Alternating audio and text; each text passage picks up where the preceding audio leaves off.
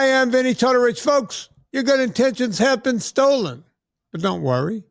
I'm here to help you get them back. You may be soft and succulent at the beginning of this process, but hang in there. Before long, you will be lean and mean, guaranteed, just like the woman on the other mic today. Yeah, she's been doing this for quite some time. She's a doctor of optometry, and you'll go, wait a minute. She's an eye doctor? What the hell?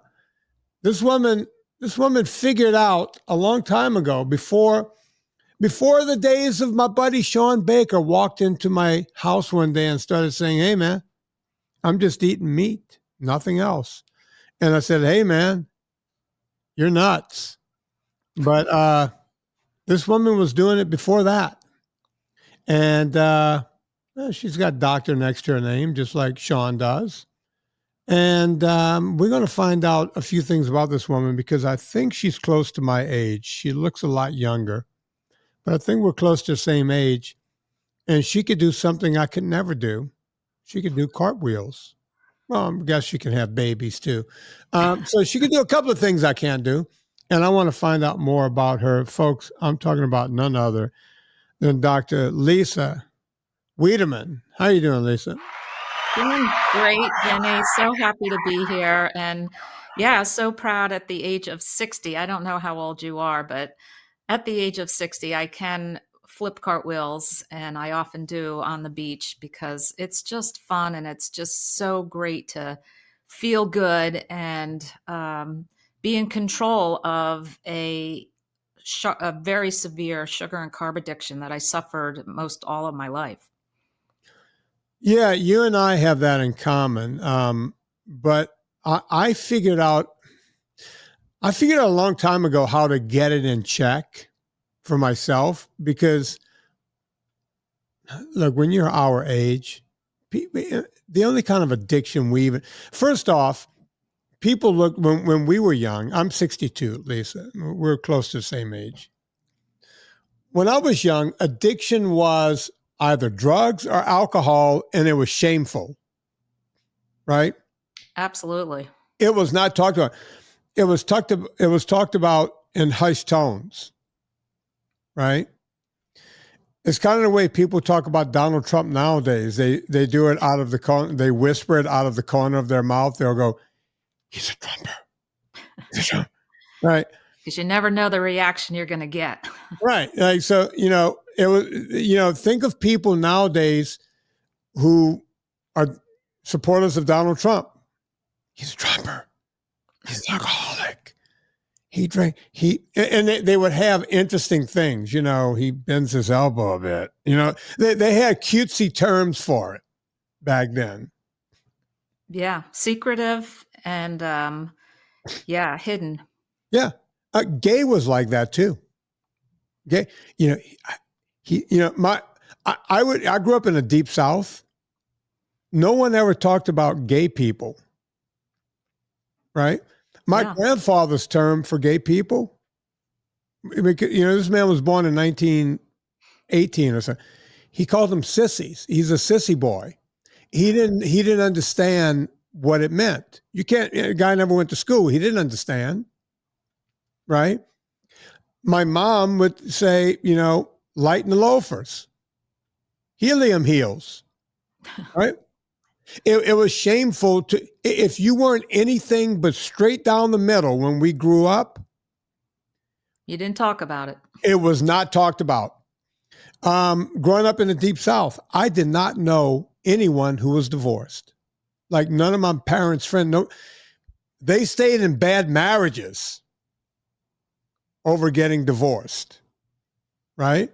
Yep. It just didn't exist. When I got to Tulane, and all of a sudden, everyone I went to school with did not come from Louisiana except me, apparently. Everyone was from Great Neck, Long Island, as they called it, or Shaker Heights over in Ohio. Rich Jewish kids. And every one of them would say, my dad and Susan, or my mom and Hank. And it's like, why are you calling your dad Hank? Why are you calling? Oh, that's my second mom. I don't call her mom. She's Susan, or he's Hank. I didn't even understand how that worked. Because the only thing I knew about mixed marriages when I was a kid came from the Brady Bunch. And they called him dad and her mom. And that was it. So you can imagine my confusion getting to college and going, yeah, my dad and Susan are coming to visit us. You call your mom Susan? Like, I couldn't wrap my head around it. I still looked at divorce as shameful. I had friends who I knew were gay and they couldn't say they were gay. I knew alcoholics. Couldn't call him out. He just bends his elbow a little too much. He a couple of pops, right? Women would wear glasses. What happened? Oh, she fell down the staircase every week. And how's she just hitting her eyes on the way down, right? All of these things were buried, Lisa.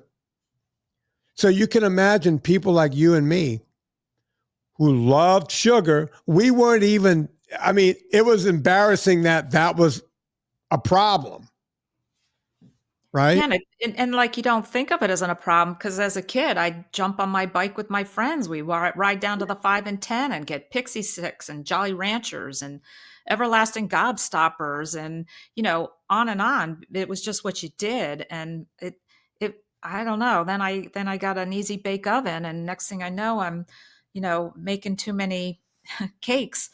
And I'm really glad you're bringing this up this way because I've really said that through all those years of suffering this, I had no clue, didn't realize that it was really actually an addiction. And as time goes on, and as all addictions do, they worsen over time, which then makes the behavior much more secretive. Nobody wants to binge in front of somebody, right? So it becomes very isolating and very secretive. And confusing because what the heck? I'm not an alcoholic. I'm not a drug addict, but I was a drug addict. I was still getting the same dopamine hit and had no clue. So that ends up being, though, through many years now of me totally being in the know of this severe addiction and understanding that I cannot moderate. There's no such thing as eating half of a cupcake in my book, right? That just doesn't happen. And so when I talk about this, and the reason why I feel this is the most difficult addiction to overcome is because it's so normalized. Everybody around you, your friends, your family, your coworkers, where are we going? What are we having? What are we eating? Everything centers around food, whether it's family holiday traditions or friends that you always go out to certain restaurants or the tailgating, or it's food, food, food. And it's our addiction thrown in our face on a very repetitive basis. And without the knowledge where people say, well, what do you mean? You're not going to eat chocolate the rest of your life? How? I don't get it. Like, why?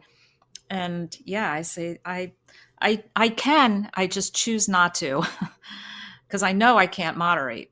And yeah, it's a big problem. Yeah, like I've said this on the show several times. I famously said to my friend Dr. Drew, either on his podcast or on this podcast, I was like, yeah, they're showing how sugar, lights up the hypothalamus the same way cocaine does. And he's an addiction specialist. And he sprung back. He goes, well, Vinnie, not exactly the same because cocaine does this, that, and the other thing. And the rewards, he's doing all this doctor talk. And I just let him go for a bit. I said, yeah, but Dr. Drew, we're not giving cocaine to kids at birthday parties, right? We're not telling kids that this is how you celebrate, right? We're giving them sugar to celebrate. So as you just said, it normalizes the crap out of it so that when you find out you have a problem, it's shameful because there's no carb addiction play. There was AOHOW and some of these different things that are bullshit where they make it worse for people. I had friends that went to AOHOW and some of these different 12-step programs for sugar, but it's so weird, right? It's not like Alcoholics Anonymous or any of the ones that, so it is a weird thing because it's everywhere all the time, right? And for someone like me, who I can actually probably say, if I was being honest with myself, and usually I'm not this honest with myself, you know, I was an exercise bulimic, right? If you're going to be an ultra cyclist, of course you're not going to get fat from having too much sugar. As a matter of fact, the only thing you have on the bike is what? Oh, more sugar, more dextrose, right?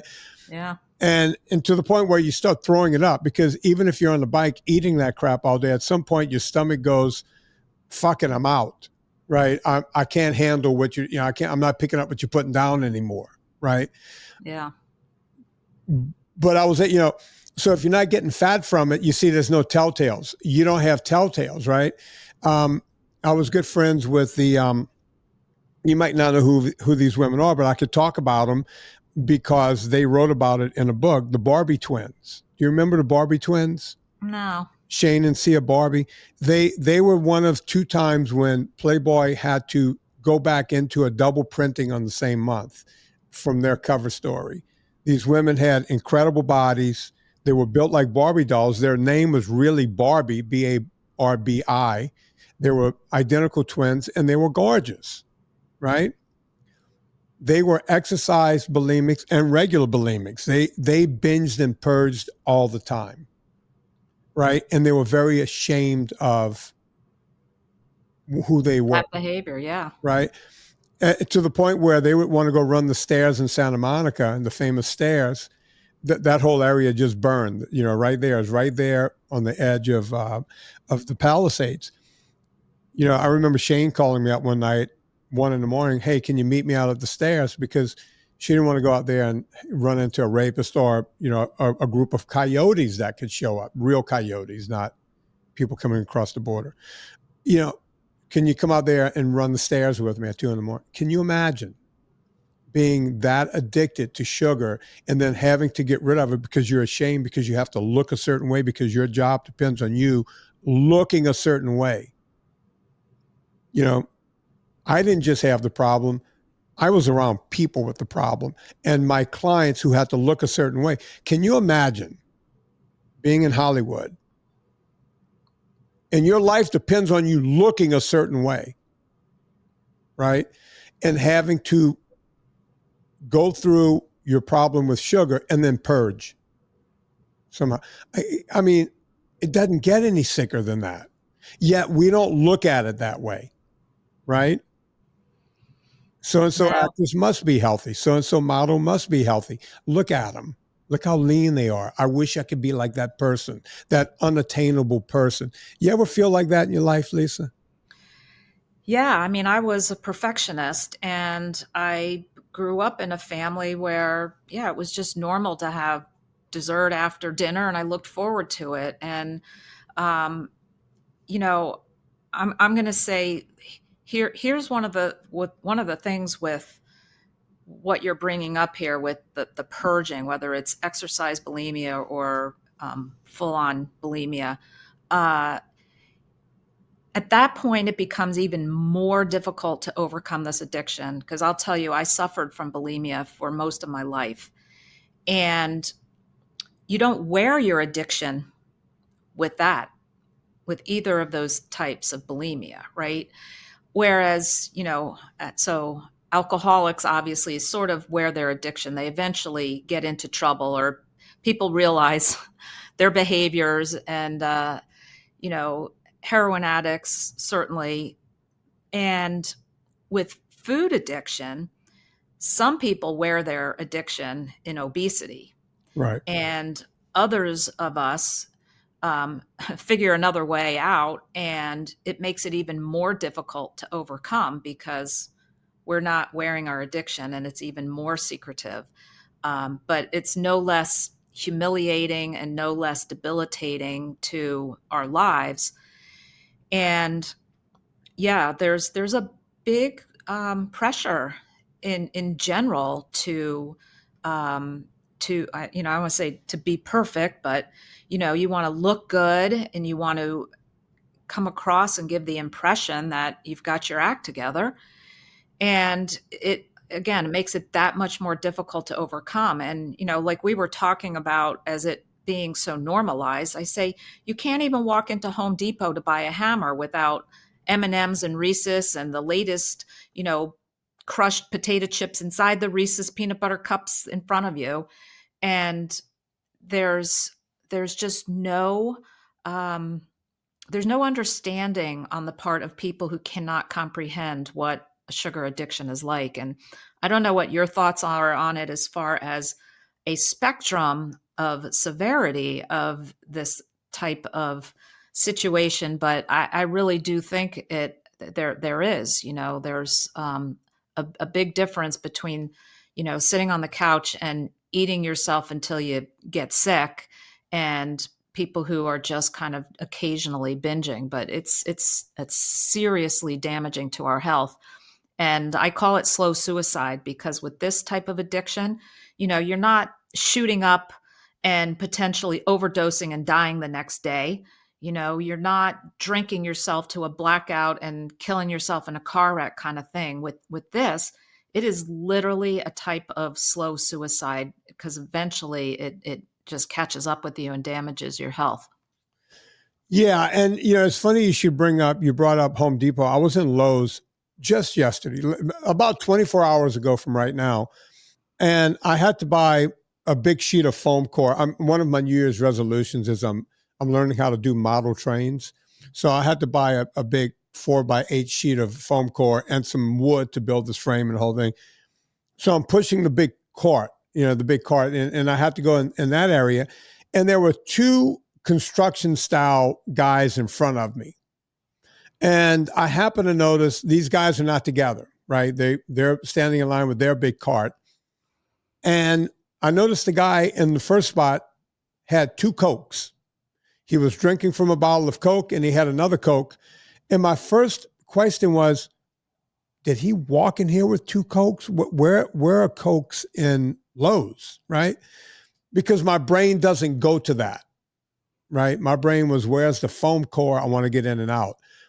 And then the guy behind him had a soft drink too, a different soft drink of some sort, and a bag of something. Both of these guys were overweight, not by a little bit, by a lot. And I'm sitting there looking at it, and then I looked, and there it was, off to the side. There was a thing where you could, open the thing, take all the Cokes you want, just check them out as you go through, and a wall of sugar and junk, right? I'm talking everything from chips to like gummy worms. Yeah, it's just like having your drug dealer not only on every corner, but at every checkout counter. At a Lowe's. I mean, the people in Lowe's, you figure, especially in this area where the guys go through with the big things because they're pushing a lot of plywood out of there and everything else, you think they might have it on the other side of Lowe's where, your do-it-yourselfers are doing the, let me go find a piece of U-pipe because I'm going to fix my plumbing myself or whatever. No, these are construction guys. These are guys on that end. They got it everywhere, right? It's everywhere. I was blown away because I was like, where did this come? Each person in front of me had stuff with them. Where did it come from? And then I noticed it was over here. It was right off to the left. There. Yeah, I was just in Staples yesterday, and I was blown away by they practically have an aisle of food and crap and snacks. And I guess it's because they think people are purchasing to have in the back break room at the office. And we can talk about that too, because, at the practices that I work, of course, there's the break room, the lunch room, and there was always junk. There's always, massive amount of food. And it's like you can't escape it when you have this issue. Like I said, Home Depot, Lowe's, Staples, even a retail store like Macy's, where you're online just to buy, an outfit, and you get up to the counter and they've got a display of different varieties of Godiva chocolate. Yeah. It's just like, well, we'll just keep making money on people who need to get their fix. And again, the difference is when we were kids, not that long ago, right? What did they have at checkout? They had tobacco products. back when people were healthier, because when you have a tobacco product there, you're going to either go, I'm a smoker or I'm not a smoker, right? Those are the two options. And everyone knew smokers were not healthy, right? We didn't have to, people, RJ Reynolds lied to us for years. I think everyone kind of knew that smoking was not healthy for you, even before you had to put the Surgeon General's warning on cigarettes. Right. We all inherently knew this was a bad idea. No one ever had to tell me cigarettes were bad. I knew that when I was a kid, right? So, But we didn't think bazooka bubblegum was bad. right, but you're right. They had some bazooka. They might have had Jolly Ranchers. They had a few things where you could pick up a penny candy at the thing, and it was a sometime treat. It wasn't the wall that exists there now of everything from ho-hos to, like I said, gummy worms to Twizzlers to chips and Funyuns. I'm making up shit now, but Did you have the everlasting gobstoppers too? you mentioned that, and I've never heard that candy before. What is that? Yeah, it's like a jawbreaker basically, but you suck on it and all the different flavors and layers of the hard sugar come about, and then I think on the center of it there might have been gum or some other hard, I don't know. I don't even remember. It's just all I remember was just a big onslaught of sugar, just Never heard of that before in my life. What was the one? God, it was folks, by the way, Lisa and I have a mutual friend, my best friend, one Mr. Don Coddington. Don Coddington's Friday, 5 o'clock. Don told me of one time, and I was like, I don't know what that is. And he goes, don't mess with me. You know what that is. I was like, I've never heard of it. Turns out it was like an East Coast, and I can't remember what it is now. A devil dog. Do you know what devil dog is? Yeah, of The course. first time he said devil dog, I thought he was making it up. Oh no. And turns out there's something called the devil dog. Yeah, it's like as common as a Twinkie. Never, still to this day, I've never seen one or had one. Wow. Yeah, no devil dogs in my life. But an ever-ending gobstopper, that sounds like everlasting gobstopper. Yeah, just as a kind of a jawbreaker thing that really takes a very long time to go from this big ball down all the way. You suck on it for a couple days, I guess. This show just went double X, folks. It almost sounds like a group that would open up for the Ramones back in the 70s. Yeah. Oh yeah, the everlasting gobstoppers opened up for Joey Ramone in the game. Yeah, I thought you were making that up the first time you said it. Yeah, no. and the most egregious one, and I've talked about this over the years. When I've had people that have come to me and they, I want to run a marathon, and I'll put together, this is way back when I used to do this, I put together a marathon plan for them, right? And I would have to tell them, listen, I get that you're doing this to be virtuous and to challenge yourself, and it's going to take a long time because I know you've run a 5K and a 10K. Now we have to get you to half marathon and then marathon. We need to inch you up. But here's the problem. You're going to find yourself at a running store. And when you get to checkout, there's going to be the wall of sugar. And they're going to explain to you why you need all of these crappy foods in your body. There's going to be powders. There's going to be gels. There's going to be goops. It's all crap. None of it is good. I know you think you're going to run this and you're going to be as sinewy as the guy that showed up from Kenya. Number one, that's not going to happen. You're white. Number two, you're going to probably show up at the starting line heavier than you are now because they're going to keep explaining to you how you need to carb up before every training room run and every race. So stay away from the wall of sugar. That's the first thing I would have to explain to people whenever they got into running, which is sad. It is sad. And, it was interesting when I first found out about this no carb, zero carb way of life. It was through a group I happened to find back in 2009, 16 years ago. on the internet before Facebook and Instagram and YouTube. And Charles Washington and a group of people came off of they got kicked out of a low carb group because they were just doing this zero carb thing.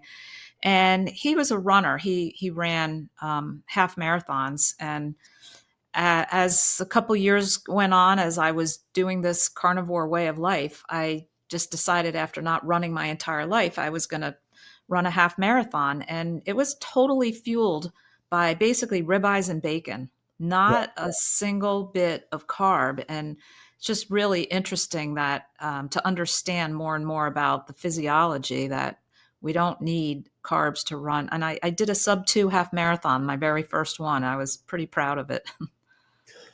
You know, you came on to Carnivore really early, for internet early. I remember the first time I heard about eating mostly meat and a lot of bacon, and it was in the 1970s. And I heard about this group, this longevity group, where everyone was trying to live past 100. And they figured out that if you just stopped eating anything processed, and more so, mostly animal protein, and even more so, not much in the dairy end of animal protein. They were talking eggs, all the fat you wanted. And they also, this is another part of what they were talking about for longevity back then. Don't eat a whole lot. And if you're eating enough animal fat, you don't have to eat a whole lot. And they talked about how you wouldn't be hungry anymore. I was like looking into this stuff back then. Now, I wasn't interested in doing any of it because I was an athlete and I was trying to pack on as much muscle as I could. But I thought what they were talking about was interesting at the very least. And then when I got to college and started looking into this stuff and started playing around with it, it was crazy to me around, at least I don't know if you were looking at this back in 1983, 84, but that's when we had this big overeat carb phase. And the first time I saw it happening, I used to go up to Aspen every summer to train people. And it was the early days of me training people in 84, somewhere around there. Everybody was reading this book, Eat to Win. Do you remember this book by Dr. Yeah. Eat to Win, Eat to Win, Eat to Win. So I get a copy of this book. It was already like 5 people had read it. It was all kind of frayed up. It was a paperback version. I read Eat to Win, and I thought I was reading The Onion. You're familiar with The Onion or Mad Magazine? Yep. I was like, wait a minute. This is a joke, right? This guy, he literally put the words in there. It was the first time I heard it. Fat burns in the flame of carbohydrates. So the whole theory was, if you never ate fat, you couldn't get fat. And if you ate carbohydrates, your body would have to pull fat from your body to fuel your body. And my question was, where does it pull protein from? Right? But nobody would, no, Vinnie, you get skinny. Eat like this, you get skinny. I was like, no. I think my great-grandmother from the old country who had no education will tell you if you eat pasta, you will get fat. But it didn't matter. There was a place plopped right there in right in the middle of Aspen called Metzalunas. There was 2 Metzalunas. There was another one in Brentwood that became famous because O.J. Simpson's wife ate there and then was murdered about an hour later, along with a waiter who worked at that same company, right? They never caught the murderer. To this day, that murder has never been solved. At any rate, there was a Metzalunas in the middle of Aspen, and this is where all of these rich celebrities and everything. I was like, am I living in bizarro world? My great-grandmother knows this is not the truth. They were just serving mounds of pasta. Yeah, great-grandma knows to cook in pork lard. Yeah, the whole thing was crazy, Lisa. I couldn't believe what was going on. And that was the beginning of everyone going, oh, no, if you don't eat fat, you can't get fat. Yet that was around the time when we all started getting fat, right? Yeah, I know it well. I did the rice cakes and, pasta. There's no fat in pasta, right? So I'd have the bowl of angel hair and yeah, everything was low fat and, margarine instead of butter. Oof. And it's horrible, just horrible to think back to what was, the message, the mainstream media message back then. So in 2009, you happened onto this guy, Charles Washington, you said? Yeah. Okay. Zeroing in on health group. Okay. And he was saying 0 carbs. Yeah. So basically, they were a group that were doing Atkins, the induction phase of Atkins, really the first 2 weeks supposedly of the literal, Atkins diet is carnivore. It's, Right. eggs and bacon and fat and butter. And they were all saying, they did so well on it. Why do we have to quote unquote climb the carb ladder and start putting weight back on and start having cravings again? And then they were doing research like Villamar Stephenson and Fat of the Land and Not by Bread Alone. And we were in there kind of really bouncing ideas off each other. Amber O'Hearn was in that original group. So there was quite a few intellectuals in there that were not, including myself, not taking this lightly. I thought, gosh, this seems weird, eating meat and drinking water. And okay, is this healthy? And there's no studies, obviously. But then, there were some significant studies. And Stanley Owsley, the Bear Stanley, had been doing it for, I don't know, 40 years. He was the sound man for Grateful Dead, right? And Yeah. he was basically a carnivore. And so that was I came into that because as I was reading people's journals, when I came across that forum, as I was surfing the internet, as I diligently did to try to get an answer out of my misery, there was people in there reversing diabetes, reversing depression and anxiety, reversing Crohn's disease, reversing severe arthritis. And then there was also, I was reading these journals, there was 2 women in there that basically reversed their disordered eating.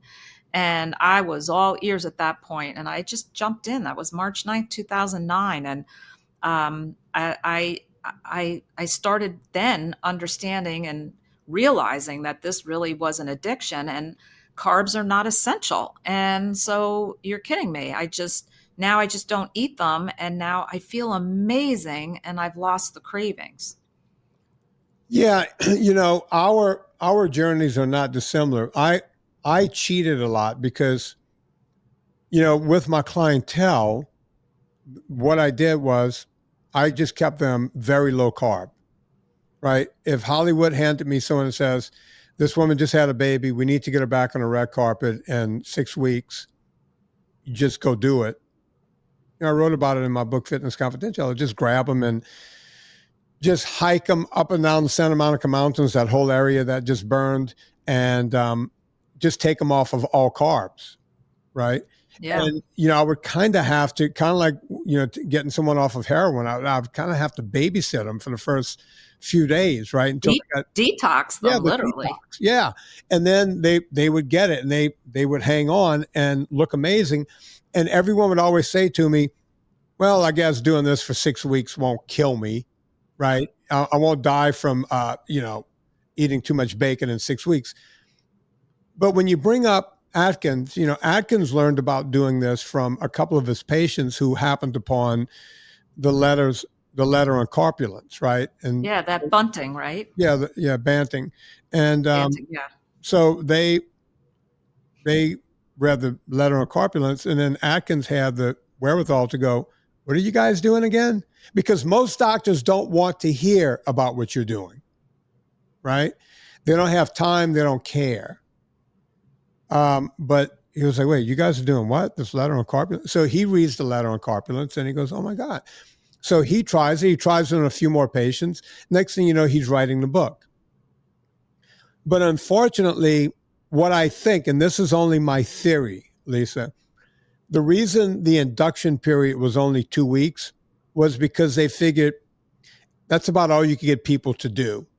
And then people who wanted to lose weight would just do the 2 weeks over and over and over, because they knew that as soon as you started adding carbs back in, you went right. So the first 2 weeks, you would lose all the water weight. You might lose 15, 20 pounds if you were fat enough to lose that much. And then after that, you would just slowly go back, right? The idea was always, you got to just do this and then you can handle it and you can control it after that. Right. My question was always, why can't we do this all the time, right? Why, bodybuilders famously would look good for one day. Rest of the year, if you saw what they looked like in Gold's Gym, all the famous guys, you barely recognize them, right? Because they're into the pizza then. Oh, they would eat, because bodybuilders will tell you, well, we like to carb up because our bodies need more insulin to build muscle, and all these things that are literally not true. But then you look at guys that look good all the time. One, Vince Gironda, right? Who famously ate, if depending on who you ask, between 12 and 36 eggs every day, right? Vince Gironda looked good. Vince Gironda looked ripped. He could take his shirt off at any time, and he looked right. I was good friends with Mickey Hargitay, one of the first Mr. Olympians, long before steroids were invented by Dr. Goldman. These guys looked awesome. He and I talked a lot about it. It was like, what did you guys eat in the early 1950s? They all ate what Steve Reeves ate. Now, those guys were all genetic freaks. But what were they eating? They were eating steak and eggs, period. That's how before there were steroids, that's what you ate to put on a lot of muscle, as long as you worked out hard enough to stimulate that muscle and make it grow, right? If you look at those guys, you look at Vince Gironda, you look at Mickey Hargitay, you look at Steve Reeves, and I could go down the line of all the guys before the steroid era. These guys looked great all the time, not just on competition day. At some point, those guys got into, we need to carb up because we need these carbs for energy, right? And that's still what they think in the bodybuilding world today, that you can only look good on one day, right? But of course, we have more of these guys dying now more than ever. Yeah. Which is a crazy thing. But they're taking so many drugs, it's hard to know what's doing what, right? Yeah, we don't know anymore. And it's funny when you hear so many people that say, oh yeah, I did that Atkins thing. I lost a lot of weight, but I put it all back on. Well, yeah, of course, unless you continue to do what you did to drop the weight, you're going to go back to looking the way you did when you ate the way you previously ate, and people, well, so this is really kind of the story of why I pretty much came out in social media, because it's not such a comfortable thing to be vulnerable and discuss these kind of embarrassing, humiliating, secretive kind of addictions and habits. But I felt if I could just help one person out of the misery that I lived, it's all worth it. And when Dr. Baker went on Joe Rogan and I started reading some of the comments, so this was about, 5 years ago, people would write in there, oh, that's all well and good until you die of a heart attack, or that's great, but you can't possibly think that this is sustainable. And I was kind of like raising my hand then, because I was about 11 years at that point. And I, put in some comments on like, it absolutely is sustainable. And, people say, oh, I get so bored. I could never do that. That's so boring. I'm like, you know what's boring? Boring is standing online in the pharmacy for medication, and boring is sitting in the waiting room of your doctor's office. That's boring to me. But eating a proper, human diet, an ancestrally appropriate diet that has so much variety, even when you pare it down to ruminant meat, salt, and water, if you're doing the Michaela Peterson lion diet, there's so many different varieties of, flank and ribs and ribeye and, New York strip and chuck roast, and you could just go on and on, oxtail, and then go on to the lamb and the lamb chops and braised lamb. And it's not boring. it's all in your mindset and what you've actually decided what is or is not healthy to put in your body. I find that when people talk about food and they say it's boring, my thing is always, you shouldn't be looking at food as entertainment. Yeah. If you're looking at your food for entertainment, you got a different problem, right?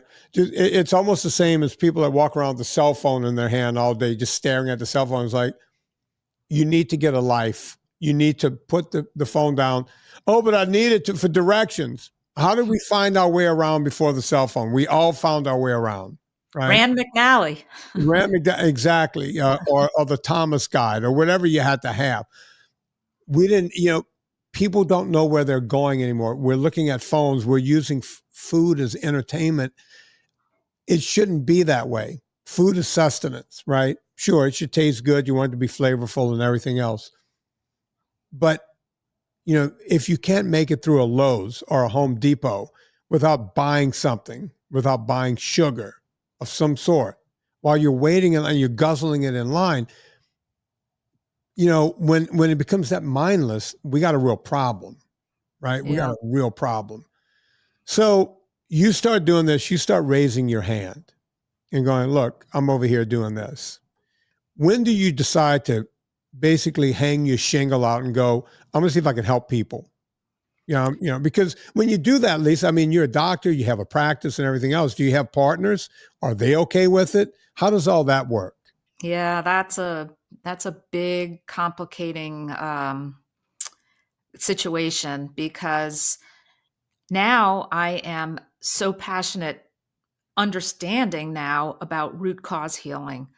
And I was taught through school, of course, you get the symptoms, you take the case history, and you prescribe the appropriate drug.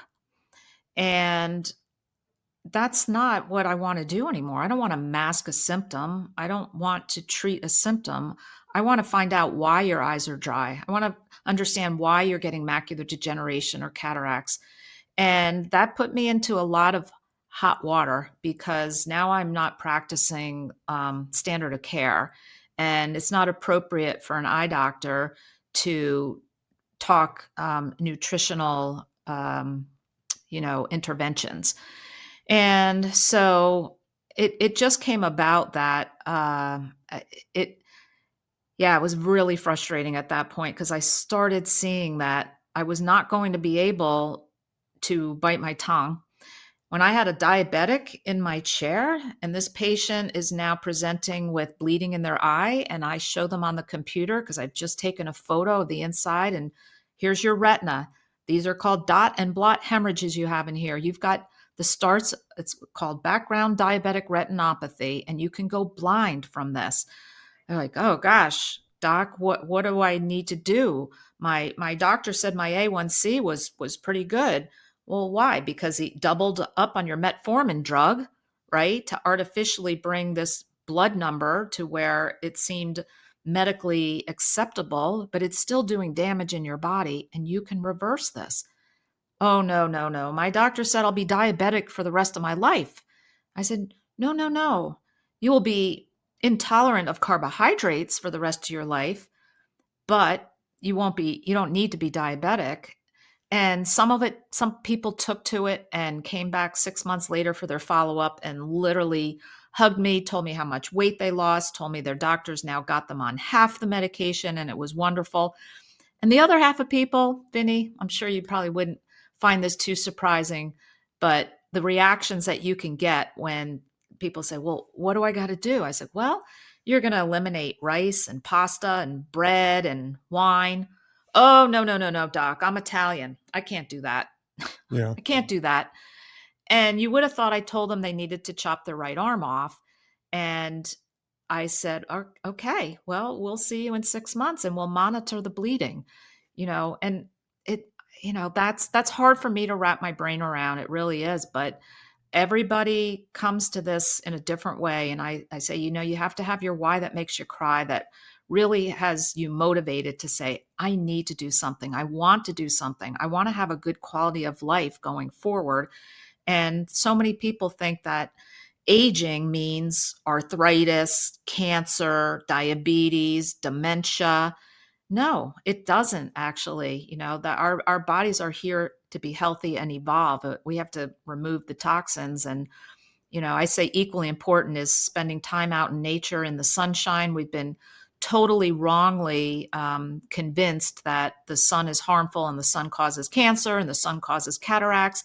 And I'm going to say it absolutely does not. And it's the opposite. You need to really spend time out in the sun and less time in front of artificial lights. So, we have this ALAN, ALAN, artificial lights at night, which is very detrimental to our health because it's detrimental to our sleep and to many processes in our body. So I say equally important of, getting to eliminating sugars and grains and processed foods is, I say that's junk food we get out. We need to get junk light out, which means television, laptop, phones, tablets, and all the fluorescent and LED bulbs. They're not natural to us as animals. We need to be in front of sunlight, moonlight, firelight, and candlelight. That's what is natural to our bodies. And we're doing so many things now that are so unnatural to us as organisms and living in, I'm still not at the point where I have figured out either a Faraday cage or turning my Wi-Fi off at night. And I don't have Ethernet connections. I do use Wi-Fi, but I'm going further and further into more and more things that are so unnatural to us because we were not meant to. The rate of heart attacks is increasing, cancer is increasing, right? There's got to be more of a reason than just sugar and grains. Yeah, I've had specialists after specialists come on and say, turn off the computers, get off of everything. And I tell people, if you look at a computer screen or a phone right before you go to bed, and then you turn it off, you turn the lights out, you close your eyes, you'll see a strobing in your brain will still be strobing because those are strobing lights that we're watching all the time. There's a flicker rate that you cannot perceive, right, but is there, right? Yeah, and your brain is picking it up, and you'll close your eyes and you'll see the flickering. And that's why whenever I'm not doing these podcasts, I do not look at phones all day long. And people go, oh, okay, Gran Torino, okay, you're better than us. It's like, no, I'm not going to waste my life doing this stuff, right? Yeah. And it's just the way it is. You're much better off making trains. Yeah, that's why I'm building a train. 2 years ago, I built a kayak, right? Yeah. Every year, I got to find something to do to keep me away from falling into these things, right? And I suggest other people find things to do. It might be whittling. I don't give a fuck what it is. Go figure it out. Go do something, right? It drives me nuts that we're not doing any of it. And it's a problem. It's funny. You mentioned sunlight. I just did a whole Wednesday podcast that's going to probably come out right before this show comes out next week, where someone jumped on me. A lot of people jumped on me because I just happened to mention that, it's a bad idea to put sunscreen all over your body. And even my neighbor was walking down the street and she goes, I got a bone to pick because I have cancer on my lip and blah, blah, blah, sunscreen. I'm like, look. It's not the sun. I got to tell you, I'm sorry you got the sun, you got the cancer and you got this thing, she had to. But you can't put this chemical on your body, on the biggest organ of your body, and expect it to not cause other problems, right? And Lisa, I was yelling about this in 1989. I had a radio show back then, and I was talking about, because before that, nobody was putting sunscreen on. Sunscreen kind of started coming around. Before that, everybody was just putting on oil to make the sun magnify on their skin. Right. Right. Our whole generation was trying to get as dark and as sun and as blistered as possible. And then all of a sudden it's like, no, the sun is now bad. And what have we had since then? Nothing but more and more and An more. exponential increase in melanoma. Yeah. Since all that sunscreen. I don't even want to be downwind from somebody spraying that toxic crap on when I'm near them on the beach. And actually, Vinny, I've really gotten more into trying to understand that because, I always, just like you get people who say, oh, no, you don't understand. My dad died of skin melanoma and blah, blah, and I'm whatever. But, it's really important to really think about the chemical that is going on to the largest organ. The skin is the largest organ of your body, and it absorbs into your bloodstream.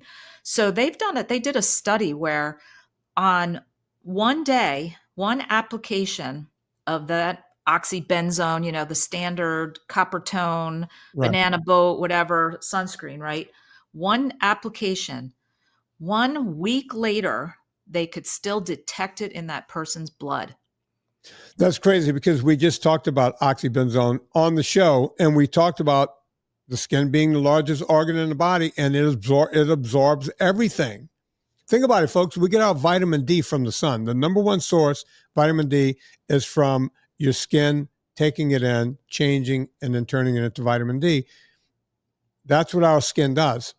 We're not supposed to be putting these chemicals all over our, and we start slathering babies like doggy dip. We just dip them in this stuff from the time they're born, thinking we're doing the right thing. And I'm sitting there going, and we can't figure out why these kids have every effing allergy known to man. I mean, think about it. Nobody was allergic to a peanut when we were a kid. Did you know? Did you? We had no peanut tables and all that stuff in our school. If someone would have said to you in 1975, people will become allergic to peanut butter, you wouldn't have stopped laughing and say, what are you talking about? It's like, no, people are going to be so weak. We're going to make the human race so weak that even opening a jar of peanut, if you get on an airplane and they hand peanuts out, the dust from those peanuts can screw up the guy back in seat number 87. He could die on that plane. He could go into anaphylactic shock. You would have said, get the hell out of here. What are you talking about? They always handed out packets of peanut on the airplanes. Yeah, all of a sudden, when I first started flying, the first thing that happened when we got to altitude, everybody had a cigarette in their hand, or the airlines used to hand out cigars. Can you imagine being on a plane now with one person smoking a cigar? That whole plane would turn into a group of Karens yelling their brains. They're just yelling, oh my God, we're going to die. One person smoking a cigar. Oh my God. They would land the plane somewhere in the desert. They would have, agents come in and haul the guy off. People, they used to hand them out, right? Yeah. Now you open a bag of peanuts and the guy back in seat number 75 is going to go into anaphylactic shock. This is how weak we've become, people, and there's a reason for it, right? There's a reason for it. We got to get ahead of this because we're not going in a good direction. What say you, Lisa? Yeah, I mean, there's a lower cancer rate closer to the equator. I mean, you have to think logically about these things, and blocking the sun is one of the worst things you can do. And I know I am one of a very, very rare few eye doctors who will try to convince you to not wear sunglasses. That was on my list of things to ask you. Hang on to that for just a second, folks. I've been wanting to ask an eye specialist about this for a long time. Lisa, hang on to that, folks. Villa Capelli olive oil is the best olive oil on the planet. Now, there are two reasons I'm telling you that. Number one, they pay me to say that. Number two, it's the truth, because before they were paying me, I used to talk about Villa Capelli on this show. I'm not kidding. Go to villacapelli.com. You want to save 10%, put in promo code Vinnie, V-I-N-N-I-E. If you spend more than $125 after the Vinnie discount, you'll also get free shipping. So buy yourself a big 3-liter tin. I know you're going to go, oh, come on, we're over $100. It's going to last you a long time. Unless you're me, I drink the stuff. I drink olive oil every day. It's the best thing in the world. Go get real olive oil. Don't mess around with the stuff in the U.S. It could be cut up to 40%, and they can still put 100% pure olive oil on the label. Villa Capelli olive oil. We use it here. You're going to want to use it wherever you are. All right, Lisa, the one question I wanted to ask you, not about carnivore or anything else, was I tried to wear sunglasses as little as possible because I always feel like, now I've been wearing them here recently a pretty good bit because we have snow on the ground, right? And when there's snow on the ground, you have the bright light coming up and this and that. I'm trying to drive around. It's better to have on some shades. But by and large, I don't wear sunglasses hardly ever. What's the news about the sunlight hitting your eyes and what sunglasses can do to ruin that? Yeah, well, so first, let's talk about in the car, perfectly fine to wear sunglasses because the windshield is blocking the beneficial wavelengths anyway. Okay. So you might as well get rid of the glare and feel like you're safer driving, right? And likewise, I'm not telling you here, let's be stupid. We're not going to be out in the snow and have the reflection, or on a beach or on the water and have amplified, reflection of sunlight hitting our eyes, because we'll be smart about this in certain scenarios. But I'm going to say very far and few between scenarios of needing to have them on. But having sunglasses on is, well, let me back up a minute. Going through many years of schooling and learning about the eyes and vision, I was okay. Your eyes, there's rods, there's cones. This is how you see, the lens, the cornea, vision, vision, vision. Our eyes are way more complicated than just for vision. There's receptors, neurological receptors, because our eyes are actually connected to our brains. And there's specific receptors in the eyes that have nothing to do with vision. And it's very important that those receptors get the appropriate signals that they need from the natural sunlight. And that's why it's really important to get early morning sun within the first 2 hours of the sun rising. It's beneficial in the middle of the day to get some sunlight, and also beneficial for the sunset. And just remember, we're a remarkable organism. Just because of the angle of the sun and the different light rays that come at certain times of the day, this is regulating your circadian rhythm. And it's also regulating so many other aspects of mitochondria, the pineal gland, the suprachiasmatic nucleus, the SCN in the brain. These are all very receptive to what is coming in through our eyes. So, and I'm going to tell you too, Vinnie, those glasses that you're wearing right now, the plastic in them is probably what's called polycarbonate, high index plastic, because it makes them thinner and lighter. Mm-hmm. And a big selling point for the optician to sell this type of glasses, they block as much of the beneficial rays as sunglasses. So for people who wear regular, let's just say clear prescription eyewear, they also need to be very cautious about taking your glasses off and exposing your eyes without glasses. And I'm going to say also without. Lisa, you cut your mic off. Okay. There you are. Lisa, go back to, you said also, I think you said contacts, but go back to that. So in addition to glasses, contact lenses will also block UV. Why? Because the contact lens companies are trying to market that as a bonus and a benefit. We have UV blocking in the polymer for your eye health, right? Well, guess what? I researched to find out which companies do not put the UV blocker in, and you have to think no matter what, the best is your bare naked eye facing the sun. And we're not talking about sun gazing and staring for a length of time directly at the sun. We're talking about in the morning, look in the direction of the east, even if it's cloudy, even if it's raining, even if there's buildings or mountains or trees in the way.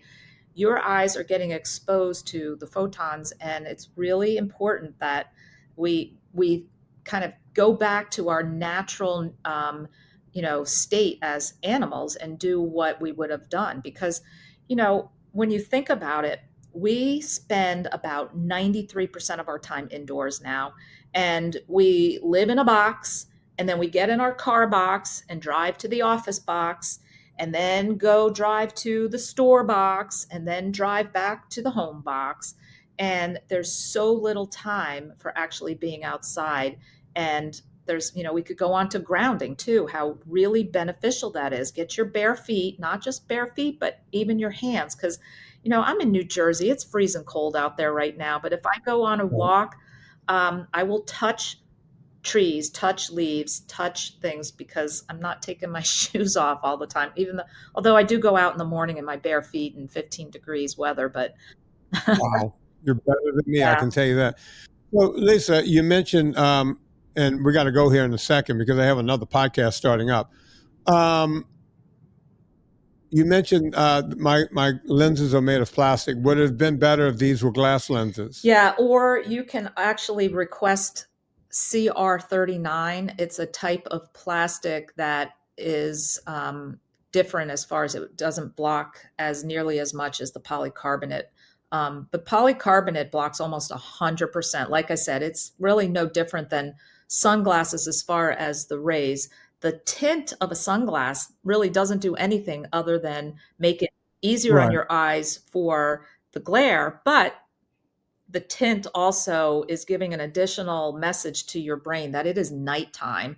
And that's why I'm just going to mention this quick too, because this is really an interesting fact. But when you wear sunglasses and you're out on the beach, or you're wearing sunglasses and let's say you're out on a boat or whatever, you are much more susceptible to sunburn, because without the sunglasses on, your brain is getting the message of like, whew, there is a lot of midday sun coming in here. Let's prep and let's get some melanin going here and let's protect the skin. And then Right. people say, well, I can't do that. My eyes are so sensitive. Well, they're sensitive because you put your sunglasses on the moment you get out the door.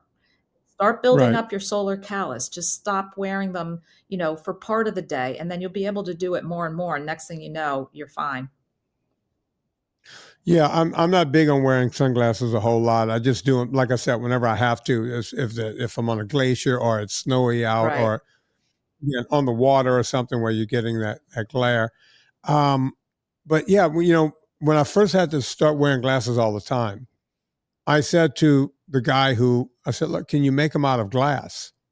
And he goes, no, because I shoot competitively. He goes, you don't want glasses shattering. You might drop them and it'll shatter. It's like, yeah, but I don't shoot with these glasses. I have actual shooting glasses, right? I don't shoot with these, right? So I don't get why they won't Well, do the it. detriment But of glasses, it's a lot heavier, and most people end up with the marks on their nose and unhappy with the weight of the glasses. That's one of the big kind of things. But I don't care about all that. I don't know, but it's good to know when I go out for my walks, I should take my glasses off yeah, more. yep, My my sight glasses, not my exactly. sunglasses, because I even have sunglasses that all my sunglasses are prescription, and my shooting glasses are all Right. prescription, which means I got a gazillion dollars wrapped up in something that every several years they have to go do a re-prescription on. It costs me that money again. It's crazy. Lisa, tell people where they can find you. Oh, wow. I'm mainly on Instagram, and I have a YouTube channel. I go live. I do a Carb Sober Sunday every Sunday morning, and just, chat with like-minded people who are trying to get out of this carb and sugar addiction. I have a membership group where I meet a few times a week, and I can, answer questions one-on-one there. The group is small. And I'm hosting carb sober cruises, carb sober hikes, carb sober ski trips. I'm trying to just gather people together because, Vinnie, I'm just finding there's so much value in the community of this, and not feeling so unusual for being the person that doesn't, eat and drink all these other things. And it's just really great to be around like-minded people who are striving for optimal health. Yeah. No, absolutely. So, folks, go check out everything Dr. Lisa Wiedeman is doing. Wiedemann. I knew I was going to say Wiedemann. Wiedemann, go check out everything she's doing. Lisa, promise me you'll come back on the show because this has been a great time. And I feel like we didn't even scratch the I feel the surface. same way, Vinnie. I'd love to. Thanks so much. So thank you hang on because we have to wait for this to upload. Folks, if you like what's going on, you know what to do. We all go shopping on Amazon. Before you go to Amazon, go to VinnieTortorich.com, click through the banner. It puts coal on the fire, gets my train down the track, and we can keep this show free for another year. We've been doing this for, I don't know, 2,600 shows, 11, 12 years. Let's keep it going. You guys rate and review this podcast and do all the fun stuff. We were talking about natural light, and Dr. Wiedemann was talking about firelight, sunlight, all the natural lights. And it reminded me of this song. So on behalf of Dr. Lisa Wiedeman, my name is Vinnie Tortorich. Put life into living. And let's do it with this group, Parliament, and their song, Flashlight.